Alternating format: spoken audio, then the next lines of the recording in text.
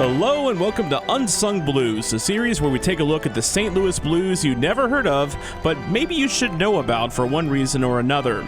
And in our second episode ever, I feel like I'm already breaking the format, but there's a good reason for it in the end, I swear. This week's Unsung Blue is Dale Hawerchuk. Yes, that Dale Hawerchuk, the Winnipeg legend who is in the Hockey Hall of Fame, a name that many hockey fans know about already, and maybe you too. But what Blues fans might forget about is that he actually was a Blue for a very short yet painful time.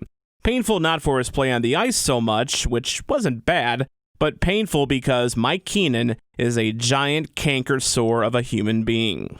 Hawerchuk was born in Toronto, Canada on April 4th, 1963, but started turning heads in Quebec, where at the age of 15 he smashed a record held by Montreal Canadian legend Guy Lafleur.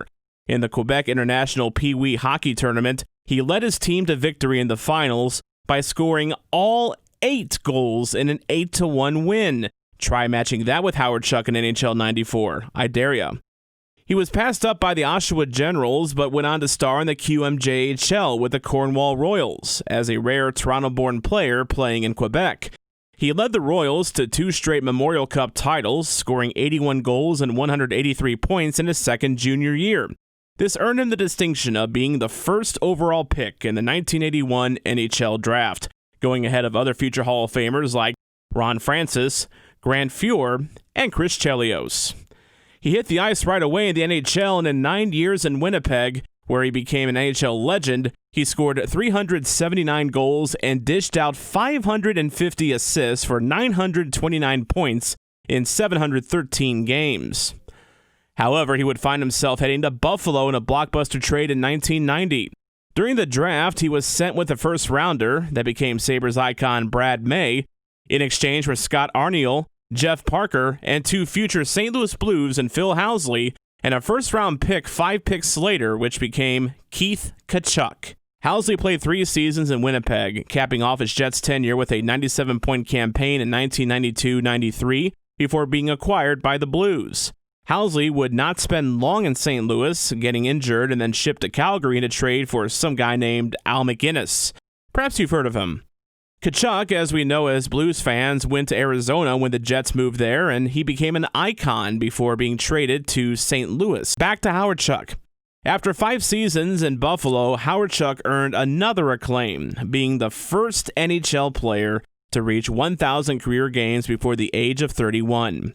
But as he crossed the other side of 31, he became a free agent. The Blues, now led at this time by Mike Keenan, were on a crusade to sign older veteran stars in an attempt to make a Stanley Cup run. Other oldie but goodies over the age of 30 on the 95-96 Blues team include Glenn Anderson, Jeff Courtnall, who was 33 by now, Grant Fuhr, Greg Gilbert, Charlie Huddy, Basil McRae, Esa Tikkanen, and this Wayne Gretzky guy you may have heard of once or twice. Getting a star forward who already had over 1,300 points by this stage of his career surely meant he was going to make a big impact, right? Not exactly. He wasn't bad, per se, but his 13 goals and 28 assists in 66 games was not the usual pace for Hawerchuk, who usually was good for a point per game plus. For one reason or another, it just didn't work out for Dale in St. Louis. One reason may be that he was in the twilight of his career at this point and only had 1 year left in it. Another reason? Mike Keenan. It's a story that might just embody Keenan's entire tenure with the Blues. To put it shortly, Mike Keenan doesn't care about your grandma. At all. Hawerchuk was slated to play against the Buffalo Sabres, and his dying grandmother was going to make the trek from Toronto to watch her grandson play for maybe one of the last times of her life. Keenan, in a move that made Brett Hull turn on him for good, made Hawerchuk a healthy scratch for the game, citing his recent poor play. This actually served as a catalyst to get the captaincy stripped from Hull's jersey and given to Shane Corson. According to the Hartford Courant in 1995, Keenan insisted it wasn't personal. Hull called bullshit on that and confronted Keenan about it as only Hull could, with furious anger. Hull recently told the Post-Dispatch's Dan Caesar the story. He was such a tyrant, Hull says. There's things you do and things you don't do, end quote. Hull talks about losing his team captaincy over the matter. I snapped on Mike Keenan, and that's when he took my C away, Hull says. You can take it. That's the lowest thing I've ever seen. If that's what it means, then they can have it. End quote. Wow. To think Hawerchuk's grandmother was the start of the end for Brett Hull in St. Louis. This happened in October 1995, though, and Hawerchuk would remain with the team and playing fairly regularly until March 1996, when he was traded to Philadelphia for Craig McTavish.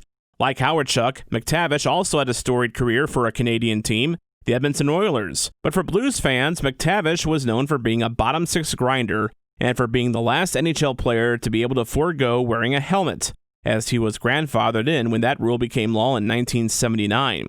Hawerchuk would have a nice little surge in Philly after the trade, dishing out 16 assists in 16 games for the Flyers.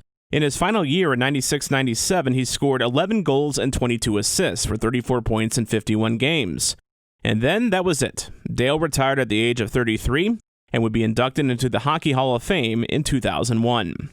A big reason we're featuring Hawerchuk this week and sort of breaking the format a little, since Hawerchuk definitely wasn't unsung to many NHL fans, but maybe a little by Blues fans who forget or didn't even know he was a Blue, is because of news that broke this week.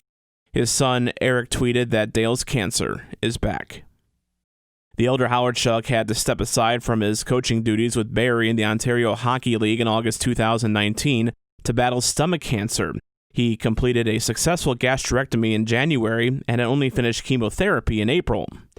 On behalf of Blues fans everywhere, we wish Dale Hawerchuk, an unsung Blue even though he was a Hall of Famer, a speedy recovery. Did you like this video? Have a comment on it? You know what to do. Like, comment, subscribe, and tell your friends about it. We may not be legends like Dale Hawerchuk here at Blue Notes. We just like you and love hockey too. Join us next time for another edition of Unsung Blues and listen to Blue Notes on the Hockey Podcast Network. New episodes every Monday wherever you get your podcasts from. Prefer video? Follow our Facebook page at Blue Notes Pod and this YouTube channel. And as I like to say in our podcast, don't be a chump and always play to the whistle.